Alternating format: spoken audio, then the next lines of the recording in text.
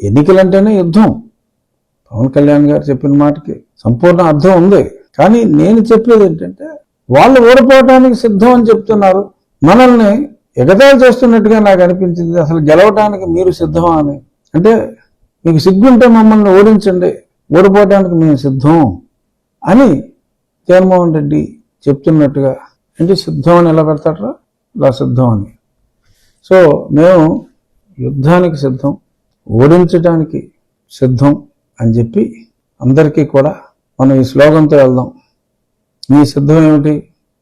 నువ్వు ఓడిపోవడానికి నువ్వు సిద్ధంగా ఉన్నావు, నిన్ను ఓడించడానికి మేము సిద్ధంగా ఉన్నాం అని చెప్పి సవినయంగా జగన్మోహన్ రెడ్డి గారికి ప్రజలందరి తరపున, ఎన్లైటెండ్ అంటే జ్ఞానోదయమైన ప్రజల తరపున తెలియజేస్తున్నా. ఇంకా జ్ఞానోదయం కాని వారు ఉంటే కుల ప్రభావంతోనూ, మత ప్రభావంతోనూ, ఇంకే ప్రలోభాలతోనూ, ఇంకా జ్ఞానోదయం పరివర్తన కలగని వారు ఎవరైనా ఉంటే వారందరికీ కూడా, ఇదిగో ఇంతమంది చచ్చిపోయారు, ఇంత డబ్బు దోచాడు, మీకు న్యాయంగా రావాల్సిన సొమ్ము ఇంత దోచాడు, ఉద్యోగస్తులకి 21,000 బకాయిలు ఉన్నాయి, మొన్న రిటైర్డ్ పెన్షన్దారులు వచ్చారు నా దగ్గరికి. ఇదివరకు 1వ తారీఖు వచ్చేది చంద్రబాబు నాయుడు గారి ప్రభుత్వంలో, ఇప్పుడు 15 నుంచి 20వ తారీఖు మధ్యనే పెన్షన్ వస్తుందట.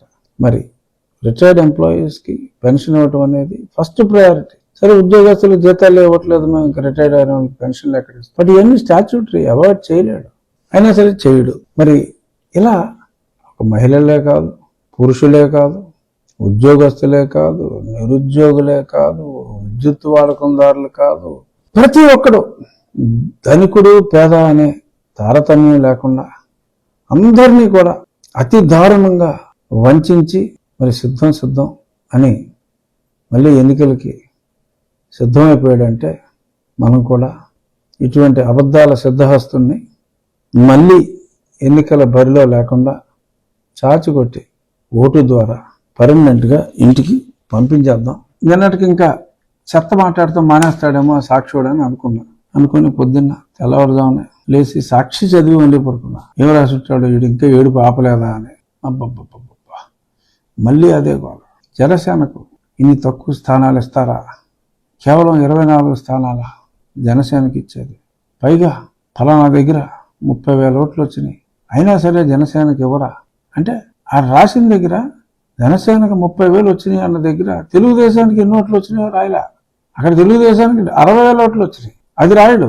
30,000 ఓట్లు వచ్చినాయి ఇవ్వరా అని ఇలా రకరకాలుగా రాసి, ఇంకా సద్దుమని చక్కటి అవగాహనతో ఉంటే ఇంకా కొద్దిమంది నాయకుల్ని ప్రలోభ పెట్టి, ఇంకొద్దిమంది గొప్ప నాయకులు అయినప్పటికీ మరి వారికి ఉన్న ఏ అపేక్ష కారణంగానో తెలియదు, కానీ ఇంకా లేఖలు రాస్తూ ఏదో రకంగా ఆఖరి ప్రయత్నం చేద్దాం, ఈ పార్టీల్లో చిచ్చు పెడదాం అనే వృధా ప్రయత్నం మటుకు మారలేదు. ఇవాళ నేను చెప్తున్నా, జనసేన సెలెక్ట్ చేసుకున్న సీట్లు అత్యద్భుతంగా వారు సెలెక్ట్ చేసుకోవడం జరిగింది.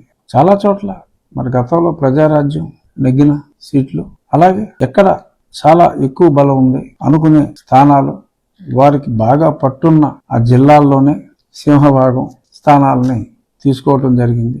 అత్యద్భుతంగా జరిగిన ఈ ప్రాసెస్ని ఇంకా పలానా ఊరి పేరు పెట్టి దుర్గేష్ గారికి 40,000 ఓట్లు వచ్చినాయి, అయినా సీటు ఇవ్వరా? అరే నీకెందుకురా? దుర్గేష్ గారికి ఆల్టర్నేటివ్ చెప్పి అక్కడ 23 సీట్లే తెలుగుదేశానికి వచ్చినప్పుడు బుచ్చి చౌదరి గారు ఆ యాంటీ వేవ్లో కూడా 12,000 ఓట్ల మెజారిటీతో గెలుపొందారు. Is a senior party leader. వారిని గౌరవించుకోవాల్సిన బాధ్యత తెలుగుదేశం పార్టీకి ఉంటుందా, నీకుంటుందా? ఇచ్చేదా సాక్షిని అంటున్నా. సో ఆయనకి గౌరవం ఇస్తూ, అలాగే దుర్గేష్ గారు ఆ ఓల్డ్ తూర్పుగోదావరి జిల్లా అధ్యక్షులు, వారికి కూడా పక్కన కాపు సామాజిక వర్గం ఓట్లున్నాయి, కమ్మ సామాజిక వర్గం ఓట్లున్నాయి, బీసీలందరూ తెలుగుదేశంతో ఉన్నారు. సో కాబట్టి మీరు ఆనుకుని ఉన్న స్థానానికి వెళ్ళమని చెప్తే, ఇప్పుడు దుర్గేష్ గారికి కావాల్సి వచ్చారా? మా దుర్గేష్కి అన్యాయం జరిగింది, మా దుర్గేష్కి అన్యాయం జరిగిందని. దుర్గేష్ గారికి న్యాయం జరుగుతుంది, ఎప్పటి నుంచో 83 నుంచి పార్టీలో ఉన్న బుచ్చ గారికి న్యాయం జరుగుతుంది, అందరికీ కూడా న్యాయం జరుగుతుంది. కానీ నువ్వు అన్యాయం అని చెప్పి ఏడుస్తున్నావు తప్ప, ఒరే సాక్షి హక్కుపక్షి, ఇతర పార్టీల వ్యవహారాలు నీకు ఎందుకమ్మా? నీ దాంట్లో నువ్వు ఎంతమందికి బొక్కెట్టేసావో చూసుకో. 60 మందిని మారుతావా? ఎందుకు మారుస్తున్నావు 60 మందిని? నువ్వు 60 మందిని మార్చేస్తే నీ పేపర్లో నువ్వేమి రాసుకో. వాళ్ళు తిట్టినా బండ బూతులు తిట్టినా నువ్వు రాసుకో.